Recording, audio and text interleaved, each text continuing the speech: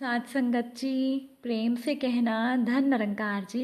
एक नई साखी के साथ स्वागत है आप सभी का आपके ही अपने चैनल पर। आज की साखी का विषय है कर्मफल। तो चलिए सुनते हैं आज की ये साखी। साथ संगत जी, पुरानी बात है।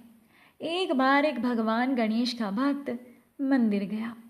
पैरों में महंगे और नए जूते होने पर भक्त ने सोचा कि वो क्या करे। भक्त के मन में विचार आता है कि अगर मैं जूते बाहर उतारूंगा तो कोई मेरे जूते उठा कर ले जाएगा और अंदर पूजा में मेरा मन नहीं लगेगा, सारा ध्यान तो मेरा जूतों पर ही रहेगा। तभी उस भक्त को मंदिर के बाहर बैठा हुआ एक भिखारी दिखाई दिया।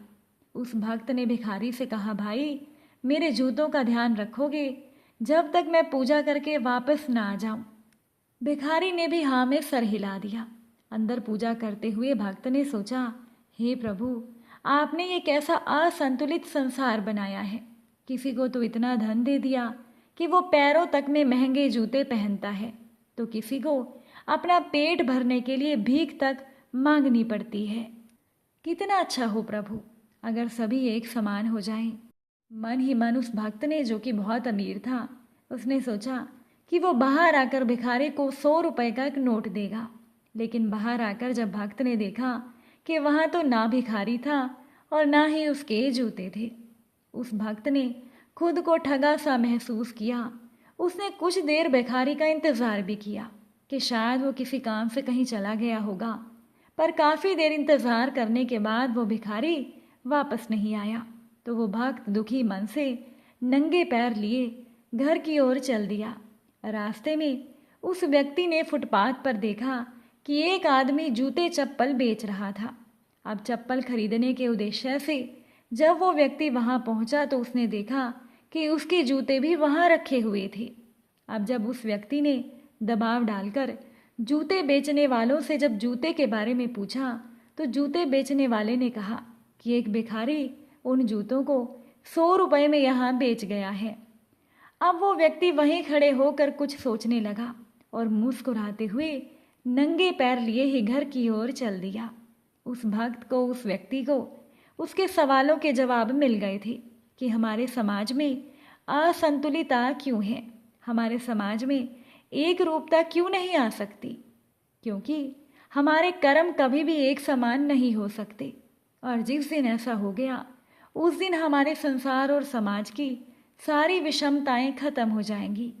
साथ संगत जी, ईश्वर ने हर एक मनुष्य के भाग्य में लिख दिया है कि किसको कब और क्या मिलना है, पर यह नहीं लिखा होता कि वो कैसे मिलेगा। अब ये हमारे कर्म तय करते हैं। जैसे कि उस भिखारी के लिए उस दिन तय था कि उसे 100 रुपए मिलने हैं, पर कैसे मिलने हैं ये उस भिखारी ने तय किया।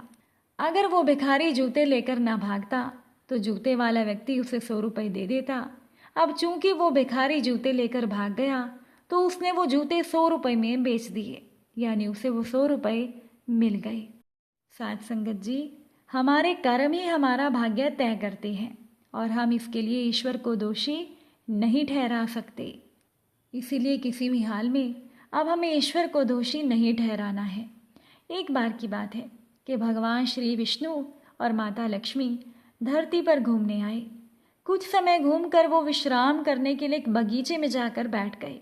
अब प्रभु नारायण तो आंखें बंद करके लेट गए, लेकिन माँ लक्ष्मी बैठकर नज़ारे देखने लगी। थोड़ी देर बाद माँ लक्ष्मी ने देखा कि एक व्यक्ति शराब के नशे में धुत गाने गाता हुआ जा रहा था। उस व्यक्ति को अचानक से ठोकर लगी तो वो व्यक्ति उस पत्थर को लात मारते हुए अपशब्द कहने लगा। माँ लक्ष्मी को बड़ा बुरा लगा। अचानक से उस व्यक्ति की ठोकरों से पत्थर हट गया और वहां से एक पोटली निकली। जब उस शराबी ने पोटली को उठाकर देखा तो उस पोटली में हीरे जवाहरात भरे थे। वो खुशी से नाचने लगा और पोटली उठाकर चलता बना। माँ लक्ष्मी बड़ी हैरान हुई। उन्होंने पाया कि ये इंसान तो बहुत झूठा चोर और शराबी है, सारे गलत काम करता है। इसे भला ईश्वर ने कृपा के काबिल क्यों समझा। माँ लक्ष्मी ने भगवान नारायण की ओर जब देखा तो प्रभु आंखें बंद किए हुए मगन थे। तभी माँ लक्ष्मी ने एक और व्यक्ति को आते हुए देखा। वो दूसरा व्यक्ति बहुत गरीब था। मगर उसके चेहरे पर तेज और खुशी थी। उसके कपड़े साफ मगर पुराने थे। तभी उस व्यक्ति के पांव में एक बहुत बड़ा शूल यानी कांटा चुभ गया। खून के फवारे बह निकले। उसने हिम्मत करके कांटे को निकाला, पांव में गमछा बांधा, प्रभु को हाथ जोड़कर धन्यवाद देता हुआ लंगड़ाता हुआ वो वहां से चल दिया। महालक्ष्मी ने सोचा, इतने अच्छे व्यक्ति की ऐसी दशा। उन्होंने देखा कि भगवान नारायण अब भी आंखें बंद किए हुए मगन थे। अब माँ लक्ष्मी को भक्त के साथ भगवान का ये भेदभाव पसंद नहीं आया। उन्होंने भगवान नारायण को हिलाकर उठाया। भगवान ने जब आंखें खोली तो वो मुस्कुरा दिए। माँ लक्ष्मी ने जब घटना का राज पूछा तो भगवान श्री विष्णु हंसते हुए कहने लगे कि लोग मेरी कार्यशैली नहीं समझते। मैं किसी को सुख या दुख नहीं देता, वो इंसान अपनी करनी से पाता है। यूं समझ लो कि मैं तो केवल हिसाब रखता हूँ, किसको किस कर्म के लिए कब या किस जन्म में अपने पाप या पुण्य के अनुसार क्या फल मिलेगा। जिस अधर्मी को सोने की पोटली मिली, दरअसल आज उसे अपने पुराने जन्म के अच्छे कर्मों की वजह से पूरा राज्य भाग मिलना था, लेकिन उसने इस जन्म में इतने गलत काम किए हैं कि पूरे राज्य का मिलने वाला खजाना घटकर एक पोटली सोना रह गया।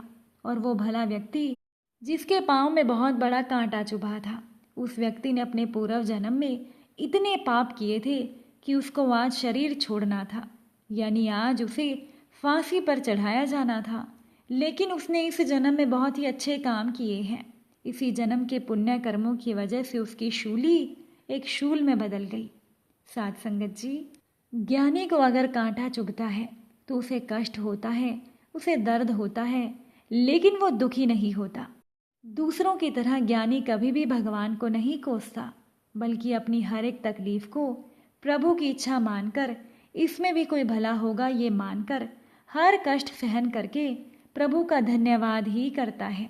तो आगे से अगर आप भी किसी तकलीफ में हो तो ये जरूर सोचिएगा कि आप केवल कष्ट में हैं या दुखी हैं।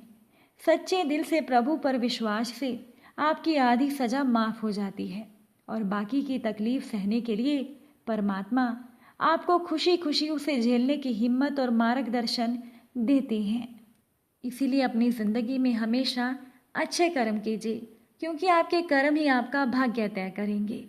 अगर आपके कर्म अच्छे होंगे तो ईश्वर की कृपा से आपको भाग्य में वो भी मिलेगा जो आपकी किस्मत में नहीं लिखा होगा। अगर आज की ये छोटी सी साखी आपको अच्छी लगी हो तो इसे शेयर ज़रूर कीजिएगा।